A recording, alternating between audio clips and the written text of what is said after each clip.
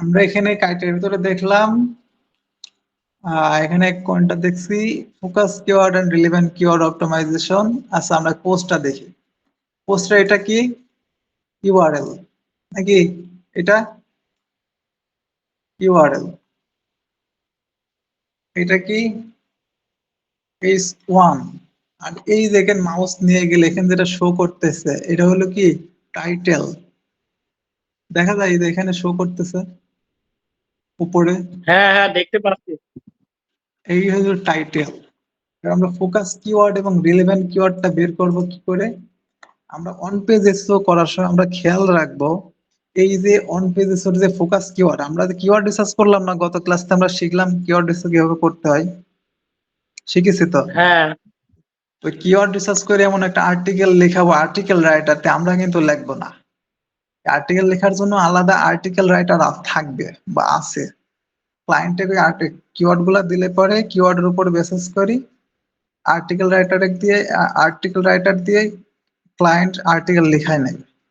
Article আমাদের দেবে, আর্টিকেলটা আমরা পোস্ট করব। পোস্ট করার সময় তো আমরা তো জানবোই আমার ফোকাস কিওয়ার্ড কোনটা, তাই না? কিন্তু যদি একটা আমি কিওয়ার্ড রিসার্চ করি নাই কিন্তু আমার ক্লায়েন্টের একটা ওয়েবসাইট দিয়েছে যে আমার অন পেজ এসে সেট আপ করে দাও, তা আমি তো কিওয়ার্ড রিসার্চ করি নাই কিন্তু আমার তো অন পেজ এসে করার জন্য কি আমার ফোকাস কিওয়ার্ডটা লাগবে। কি জন্য লাগবে? কারণ ফোকাস কিওয়ার্ডটা আমার এই ইউআরএল এর মধ্যে রাখাই লাগবে 100%। ইউআরএল এর ভিতরে আমার ফোকাস কিওয়ার্ডটা 100% রাখা লাগবে। তারপর কি করা লাগবে? এই যে এখানে যে টাইটেল শো করতেছে উপরে কর্নারে, এই টাইটেলে আমার ফোকাস কিওয়ার্ডটা রাখা লাগবে। আর কি করা লাগবে? এই যে এইচ ওয়ান এটা আমি কিভাবে বুঝলাম আর বুঝাচ্ছি, সমস্যা নাই। এই এইচ ওয়ান এর ভিতরে ফোকাস কিওয়ার্ডটা থাকা লাগবে। সাথে যদি h2 বা h3 কোনো কি হেডিং এর ভিতরে রাখতে পারে তো আরো ভালো। সাথে কন্টেন্টের ভিতরে একটা পার্সেন্টেজ হিসাবে এই কন্টেন্টের ভিতরে ইনক্লুড থাকবে আমাদের ফোকাস কিওয়ার্ডটা। বোঝা গেল? আচ্ছা, তাহলে আমরা এখানে দেখতে পাচ্ছি ফোকাস কিওয়ার্ডটা বের করি। আমি কি বললাম ইউআরএল এর ভিতরে 100% ইউআরএল থাকবে, তাহলে ইউআরএল এ কি আছে? এটা তো ডোমেইন ইউআরএল, এটা বাদ। এরপরে কি আছে? Petaluma local search engine optimization. ঠিক আছে, এবার এখানে সার্চ টাইটেল দেখি এখানে কি আছে। Petaluma local search engine optimization company. এখানে কোম্পানিটা অ্যাড আছে কিন্তু এখানে কোম্পানিটা নাই। তার মানে কি আমরা অপটিমাইজেশন পর্যন্ত ধরি, এটা লোকাল টার্গেটেড কিওয়ার্ড। এবার দেখি h1 যেটা বললাম h1 এর ভিতরে আছে নাকি। এই যে প্যাটোলমা লোকাল সার্চ ইঞ্জিন অপটিমাইজেশন, ঠিক আছে। তাহলে h1 ফুল কিওয়ার্ড, ইউআরএল এর ভিতরে একই কিওয়ার্ড এবং কি টাইটেলের মধ্যে একই কিওয়ার্ড আছে, মিলেছে? আচ্ছা, তাহলে আমি h1 এটা আমরা কিভাবে বুঝবো? এখানে দেব হচ্ছে কন্ট্রোল ইউ। ঠিক আছে, আমরা ইনসার্ট করবো এই পেজটা। কিবোর্ডে কন্ট্রোল প্লাস ইউ মারলে পরে আমরা এই ভিউ সোর্সে চলে আসবো। এবার এখানে মারবো কন্ট্রোল এফ, ফাইন্ড করব। ফাইন্ড কি করব? এখানে একটা এটা কপি করি, এই কর্নারের এটা কপি করে এখানে পেস্ট করি। এবার লিখি h1। এই যে h1 চলে আসছে। h1 কে ওটা আছে, h1 মাত্র এক পিস থাকবে, একটা কন্টেন্টের ভিতরে একটা পেজের মধ্যে h1 শুধু একটাই থাকবে, দুইটা থাকবে না। তাহলে h1 একটা আছে, ঠিক আছে। এবার এখানে আমরা h1 এ কি বললাম যে ফোকাস কিওয়ার্ড h1 এর ভিতরে থাকবে। আমি তো আগে বলে দিলাম যে এটা h1, কিন্তু যারা নতুন আছে তারা তো বুঝবে না এটা h1 কি না কি, বা আমিও অন্য সাইডে গেলে পরে নাও বুঝতে পারি, যেহেতু এটা আমার ওয়েবসাইটে এটা আমি জানলাম। তাহলে কি করব? কন্ট্রোল ইউ মারে কন্ট্রোল এফ করে এরকম h1 দিয়ে সার্চ দিব। এখানে সার্চ দিলে এই যে আমি পেয়ে গেলাম h1। এখান থেকে এই পর্যন্ত এই যে এখানে হাইফেন দিয়ে এখানে শেষ করে দিয়েছে। তাহলে এখানে কি আছে? এই যে text Petaluma local search engine optimization. ঠিক আছে, এটা হলো h1 এর ভিতরে ফোকাস কিওয়ার্ডটা আছে। তাহলে আমি ফোকাস কিওয়ার্ড পাই গেলাম, এটা আমার ফোকাস কিওয়ার্ড। এবার রিলেভেন্ট কিওয়ার্ড ফোকাস কিওয়ার্ড পেয়ে গেলে তো রিলেভেন্ট কিওয়ার্ড পাওয়া কোনো ব্যাপারে না। রিলেভেন্ট কিওয়ার্ড মানে কি, এই ফোকাস কিওয়ার্ডের রিলেভেন্ট কিছু, এখানে এখানে দেওয়া আছে petroleum local search engine optimization, এখানে থাকবে petroleum local search engine company, local search engine agency, মানে ওর কাছাকাছি যেগুলা, ঠিক আছে, এই লোকাল এসইও পাশা মানে রিলেভেন্ট কিওয়ার্ড, ওইগুলো হলো রিলেভেন্ট কিওয়ার্ডের ভিতরে পড়বে। এই যে এখানে দেওয়া আছে অ্যাক্সিভ local search, local SEO in Petaluma, হ্যাঁ এগুলো রিলেভেন্ট কিওয়ার্ডের ভিতরে পড়ে, মানে ওই ফোকাস কিওয়ার্ডের রিলেভেন্ট।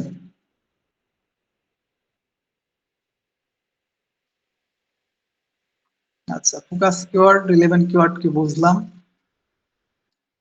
এবার যদি আমি H1 বললাম, এই যে H1 এটা, এখানে একটা পেজের মধ্যে যখন ডেভেলপমেন্ট হয় কিছু ট্যাগ থাকে, ঠিক আছে, এখন যেমন আমি এই যে বলতেছি H1 থেকে H3 হেডিং সেট আপ, ঠিক আছে, হেডিং কিন্তু H1 থেকে H6 পর্যন্ত হয়, হেডিং ট্যাগ, এটা যারা ডেভেলপমেন্ট করে ওয়েবসাইট তারা এটা আরো ভালো বোঝে। H1 থেকে H6 পর্যন্ত ট্যাগ থাকে, এখানে আমি 3 দিছি অবশ্যই, এখানে হবে H6, মানে H1 থেকে H6 পর্যন্ত হেডিং ট্যাগ থাকে। হেডিং ট্যাগটা কি, এই যে হেডলাইন, হ্যাঁ হেডলাইনটাকে হেডিং ট্যাগ বলে, এটা একটা, এই যে এইটা একটা, এটা একটা, হেডলাইনটা হেডিং ট্যাগ, ঠিক আছে, এটা একটা,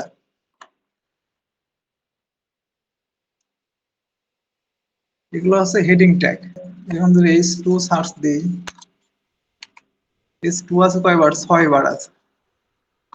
H2 তে কি দিছে, benefit of partnering with Petaluma local search engine optimization company, relevant keyword, হ্যাঁ এখানে দিছে কি, top 5 local search engine automation companies. তাহলে এখানে একটা জিনিস খেয়াল করলে আমরা দেখতে পাচ্ছি H1 ছিল কিন্তু মাত্র একটা, এই যে H1 কিন্তু ছিল শুধু এক পিস, আর H2 6 পিস চলে গেছে, এবার H3 7 পিস, H4 14 পিস, যাই হোক H1 কিন্তু এক পিসই। H1 এক পিস থাকার কারণ কি, এটা আমার কথা যে গুগল রিকমেন্ড করে, গুগল রিকমেন্ড করে কি H1 তোমার সাইটের মধ্যে বা একটা ওয়েব পেজের মধ্যে শুধু একবারে রাখবা, গুগল এটা রিকমেন্ড করে, এই জন্য H1 একটাই রাখতে হবে। তারপরে H2 তুমি যে কয়বার ইচ্ছা সেই কয়বার দিতে পারো, H3 যে কয়বার ইচ্ছা সেবার দিতে কোনো ব্যাপার না, কিন্তু H1 মেইন হেডিং ট্যাগ ওটা শুধু একবারই থাকবে একটা পেজের মধ্যে, একটা ওয়েবসাইটের মধ্যে না কিন্তু, একটা ওয়েবসাইটের ভিতর বহু ব্লগ পোস্ট থাকতে পারে, বহুত পেজ থাকতে পারে, ওটা ব্যাপার না, প্রত্যেক পেজের উপরে একটা করে H1 থাকবে, এটা মনে রাখতে হবে। অনেকে গুলাই ফেলে যায়, প্রত্যেকটা একটা ওয়েবসাইটের জন্য একটা H1 থাকবে নাকি ফুল একটা পেজ বা একটা ব্লগ পোস্টের জন্য একটা H1 থাকবে, গুলাই ফেলে। যাই হোক, যেখানে ছিলাম এবার হচ্ছে meta description, title and meta description. টাইটেলটা আমরা বুঝলাম, টাইটেল এই যে এখানে যেটা থাকে কর্নার উপরে এটাই হলো সার্চ টাইটেল, বা আমরা আরেকটা জিনিস দেখলেও বুঝতে পারি সার্চ টাইটেল কি দিয়ে রাখছে, সোর্সে এসে এখানে আমরা টাইটেল লিখি,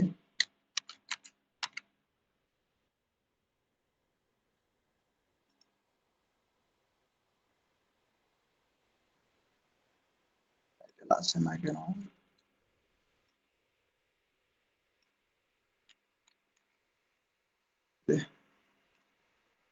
টাইটেল,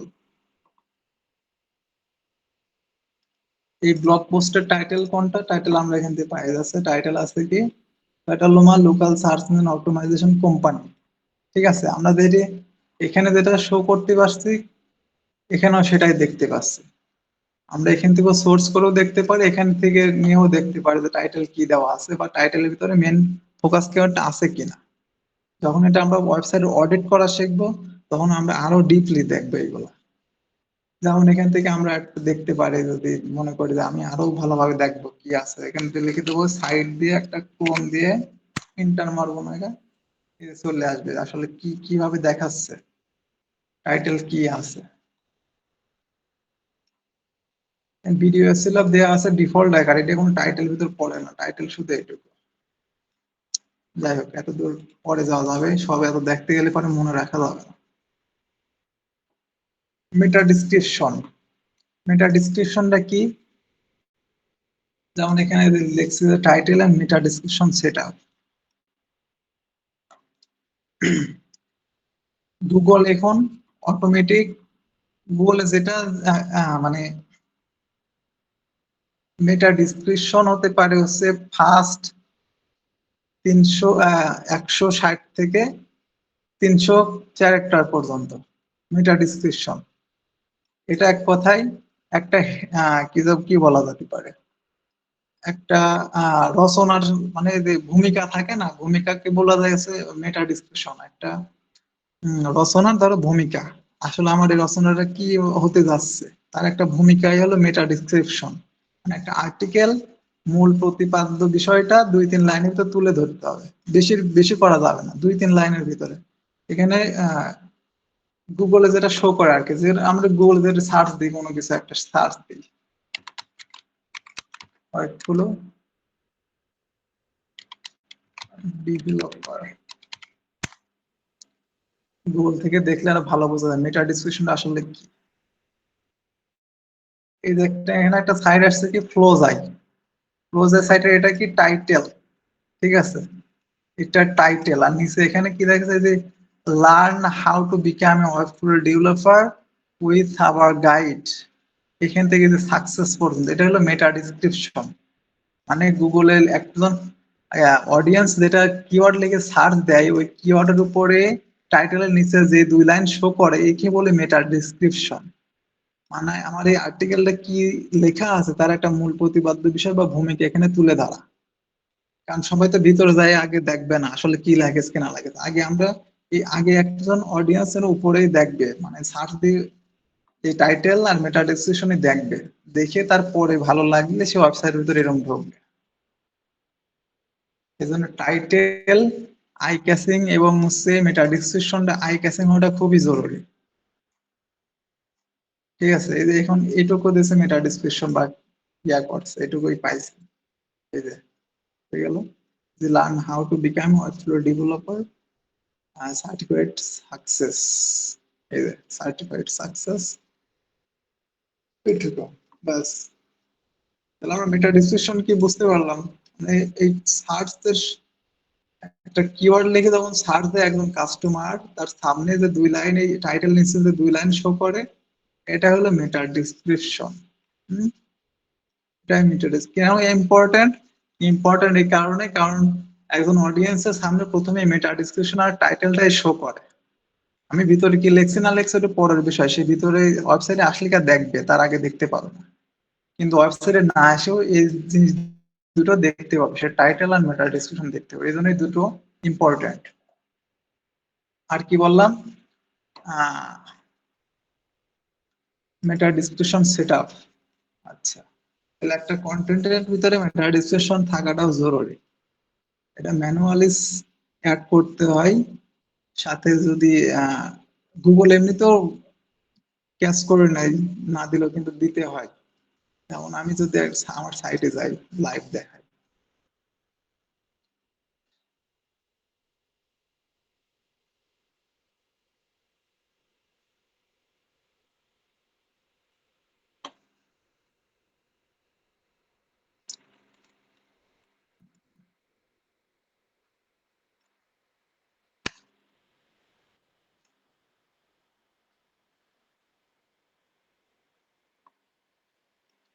পোস্টে যাই, local search and optimisation,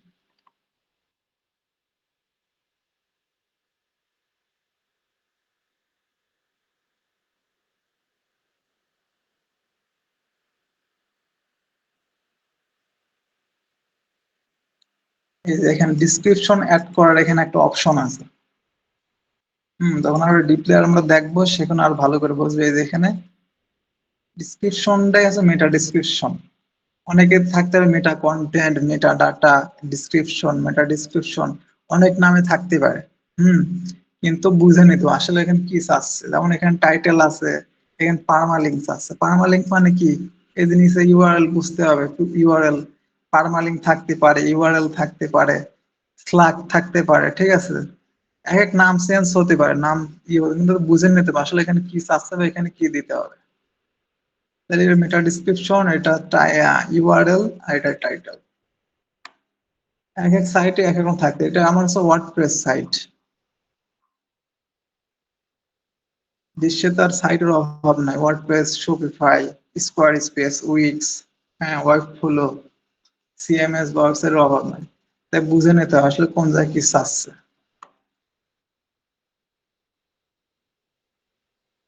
S1 থেকে S6 সেটা আমরা দেখলাম। কি দেখলাম যে S1টা ভিতরে ফোকাস কিওয়ার্ড 100% থাকতে হবে। আর S1টা হবে মাত্র একবার, একটা পোস্টের ভিতরে একবারই থাকবে S1। S2, S3, S6 পর্যন্ত যতবার ইচ্ছা থাক, সমস্যা নাই। তবে এর ভিতরে একটা বিষয় আছে, সেটা হলো এই H1 এর ভিতরে H2 থেকে H6 এর ভিতরে আবার রিলেভেন্ট কিওয়ার্ড বা ফোকাস কিওয়ার্ডটা রাখতে পারলে আর একটু এসইও ফ্রেন্ডলি হয়। যেমন এটা যদি আমি ধরি, এটা কি দেখি, এটা হলো হেডিং 4।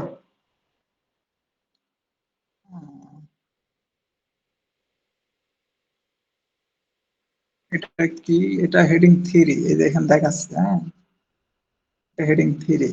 কারণ হেডিং 3 তো আমি এই যে এরকম একটা রিলেভেন্ট কিওয়ার্ড রাখছি। কি relevant keyword? Local SEO and your business in Petaluma. দেখি Petaluma local search and optimization কি, এটা রিলেভেন্ট কিওয়ার্ড।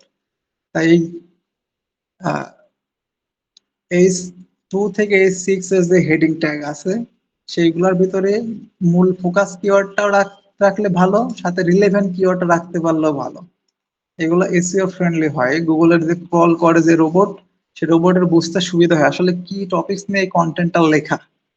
মূলত এটি হলো ক্লিয়ার কথা।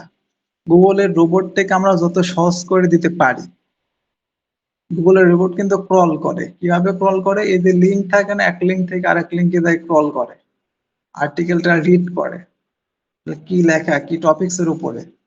হ্যাঁ, এই গুগলের ক্রলটাই আমরা সাহায্য করার জন্য আমরা এই হেডিং ট্যাগ গুলা বসাই। হেডিং ট্যাগ গুলাকে আমরা যে ফোকাস কিওয়ার্ড, সেই ফোকাস কিওয়ার্ড দিয়ে অপটিমাইজ করে রাখি, যাতে গুগলের রোবট সহজেই বুঝতে পারে যে আমরা কি রিলেটেড, কি টপিকস এর উপর এই কন্টেন্ট আমরা লিখেছি। আচ্ছা,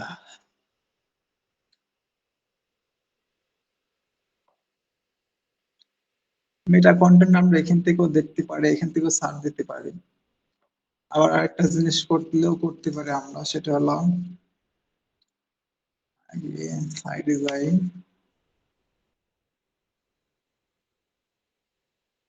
আমরা একটা এক্সটেনশন অ্যাড করে নিতে পারি। এক্সটেনশন অ্যাড করে নিলে আমার জন্য আর একটু সহজ হবে। এক্সটেনশনটা কি? SEO quick. আমার এখানে অ্যাড আছে, পিন করে নিই।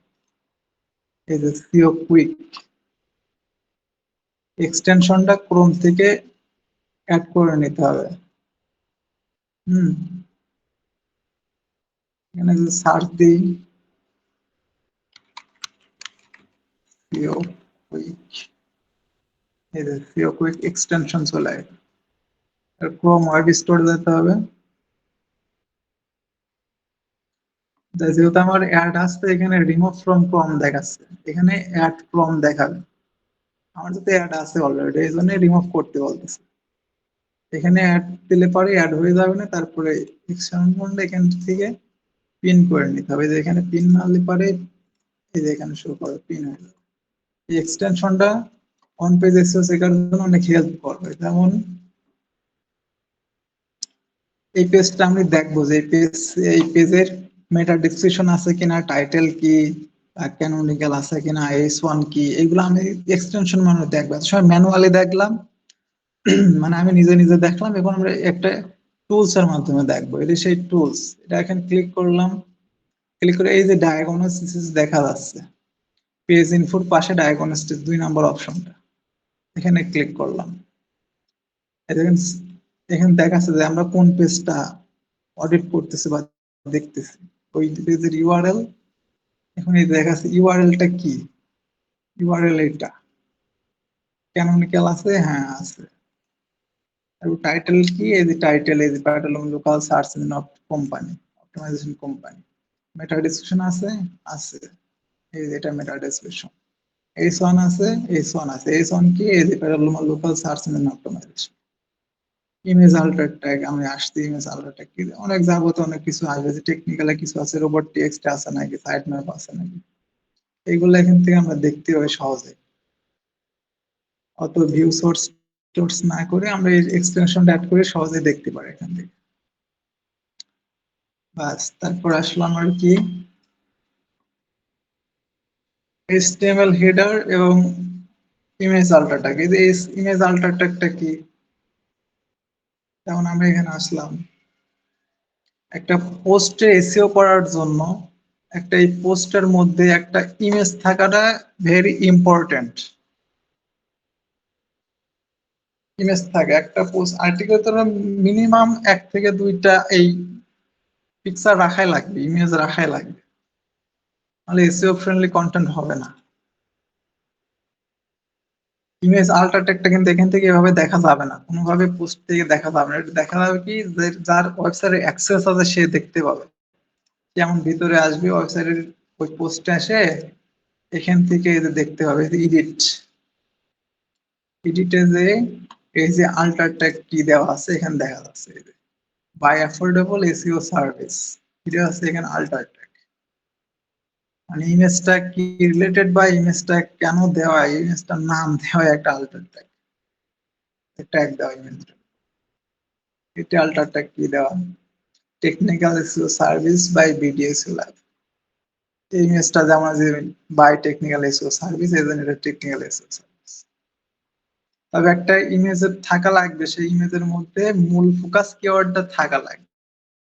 মূল ফোকাস কিওয়ার্ড কি, লোকাল সার্চ ইঞ্জিন অপটিমাইজেশন আমার মূল ফোকাস কিওয়ার্ড, আমরা প্রথমে যেটা বের করলাম, ওটা কিন্তু ওই দুই কোয়ারির এই দুই ইমেজের ভিতরে কিন্তু এটা পাই নাই, petrol local search engine optimization একটার ভিতর থাকবে, এটা দেখি, এই যে এটার ভিতরে আছে patrol local search engine optimization by BDSEL. এটা যদি কিওয়ার্ড না, তবে এইটুক কিওয়ার্ড, এইটুক মেইন কিওয়ার্ড আমার এই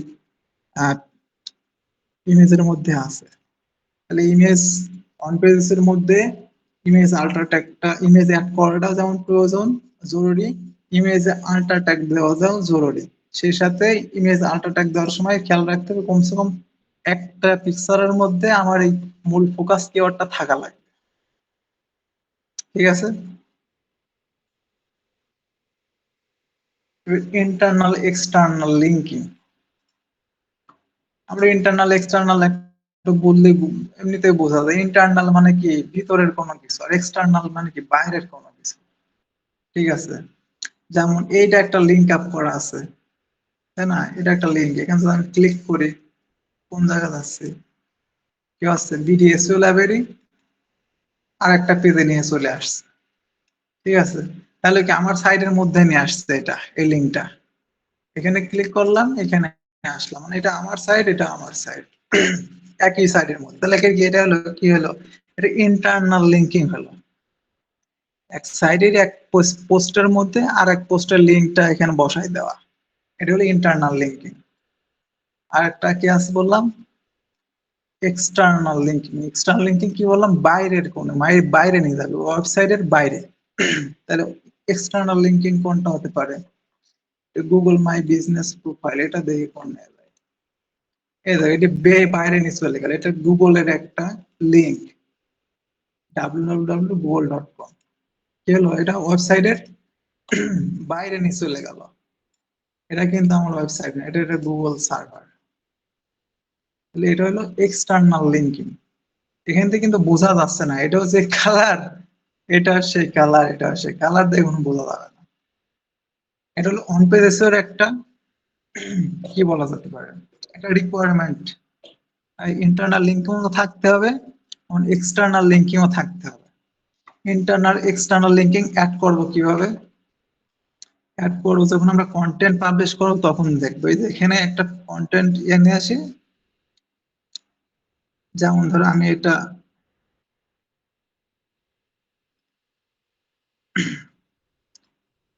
এই জায়গায় একটা লিঙ্ক করি, যেটা ছিল আগে লিঙ্কটা কপি করতে হবে। যে কিওয়ার্ডটাই আমি লিঙ্ক বসাবো এটা একটা কিওয়ার্ড না? এই যে Google my Google business profile, keyword research, হ্যাঁ, লোকাল সার্চ ইঞ্জিন অপটিমাইজেশন, এই buy best affordable complete SEO service, এগুলো তো কিওয়ার্ড। লোকাল এসইও, একটা কিওয়ার্ডের উপরে ধরে ধরে আমাদের এই লিঙ্কিংটা করতে হয়। লিঙ্কিংটা করতে হয় আরো রিলেভেন্ট কিওয়ার্ডের উপরে। যেমন আমি আমার মেইন ডোমেইনটা কপি করলাম ইন্টারনাল লিঙ্কিং করার জন্য। আমি কোথায় লিঙ্কিং করব? এই যে লিঙ্ক করা সেই কিওয়ার্ডটা আমি এভাবে ধরবো, মাউস দিয়ে ধরে এই যে লিঙ্কিং একটা অপশন আছে, ইনসার্ট এডিট লিঙ্ক, হ্যাঁ, এখানে ক্লিক করে এখানে আমি লিঙ্কটা পেস্ট করে বাস হয়ে গেল। এভাবে লিঙ্ক আপ করতে হয়। আমরা আরো বিস্তারিত জানবো আস্তে আস্তে, সমস্যা। এক্সটার্নাল লিঙ্কও ঠিক এমন, এক্সটার্নাল লিঙ্কে শুধু বাইরের যে কোনো একটা লিঙ্ক নিয়ে আসতে হবে কপি করে, বাইরের লিঙ্কটা আমার ওয়েবসাইটের ভিতরে একটা কিওয়ার্ড ধরে এরকম বসাই দেওয়া, এটা হলো এক্সটার্নাল লিঙ্কিং।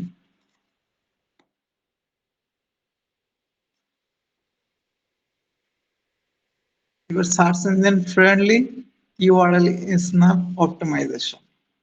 এই স্ন্যাপ, স্লাগ, অনেক নাম থাকতে পারে, হ্যাঁ, স্লাগও থাকতে পারে নাম, কিন্তু বিষয় একই। স্ন্যাপ, স্লাগ, ইউআরএল একই বিষয়। এটা কিভাবে, এটা যেমন আছে কি প্যাটালোমা লোকাল সার্চ এন্ড অপটিমাইজেশন, এটা হলো একটা ইউআরএল। এটা আমরা কিভাবে অপটিমাইজেশন করতে পারবো বা কেন প্রয়োজন এটা? কারণ গুগল কি বললাম, Google URL by URL, link by link Google crawl করে, ঠিক আছে?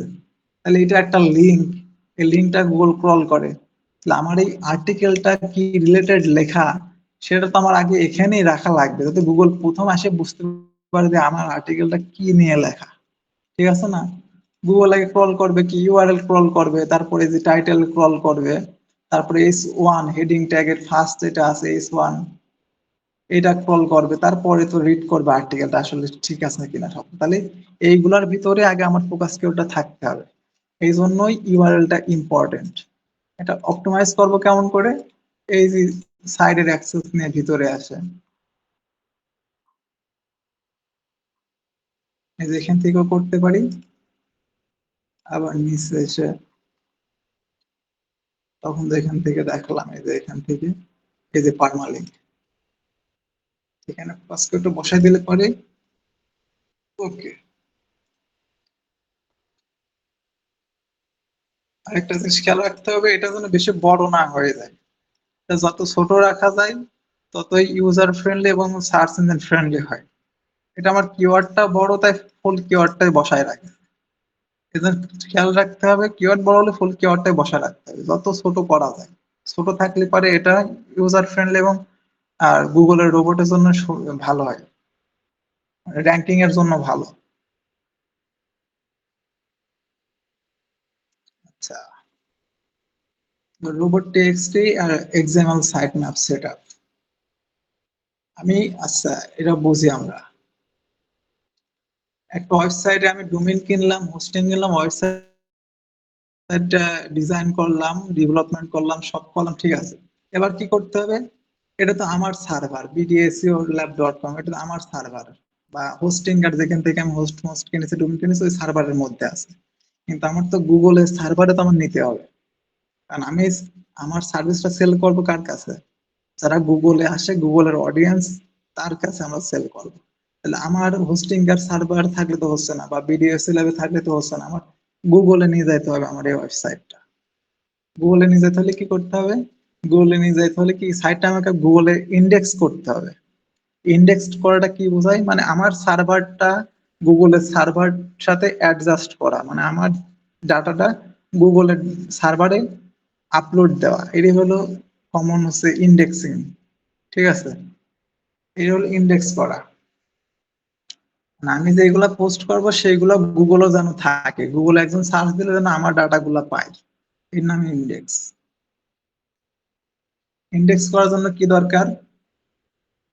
গুগল তার এমনি এমনি ক্রল করে যাবে না, একটু সাইট ম্যাপ, গুগলের একটা ম্যাপ দরকার যে আমার ওয়েবসাইটের ভিতরে সেই সাইট ম্যাপটা থাকবে। এবং রোবট টিএক্সটি, আমি কিভাবে বুঝবো রোবট টিএক্সটি সাইট ম্যাপ আছে কিনা? এখানে একটা দিই, দেখি robots ডট টিএক্সটি। এই রোবট ডট টিএক্সটি টা এমন হয়। এখানে আমি একটা ডিসঅ্যালাউ করে রাখছি কি, ডাব্লিউপি অ্যাডমিন এর ডিফল্ট আকারে এটা ওয়ার্ডপ্রেস সাইটে থাকে। কারণ এটা ডিসঅ্যাবল, মানে কোন পেজগুলো গুগলের বট ক্রল করবে, মানে পড়বে আর কোনগুলা পড়বে না, এটা হলো রোবট টিএক্সটি এর কাজ। আমরা যখন আরো টেকনিক্যাল বিষয়ে জানবো তখন দেখবো, এখন আসলে জানি রাখি যেগুলা গুগলকে আমি পড়াবো না বা গুগলের সার্ভারে যেটা ইন্ডেক্স করবো না সেটা ডিসঅ্যালাউ করে রাখবো, তাহলে হয়ে যাবে।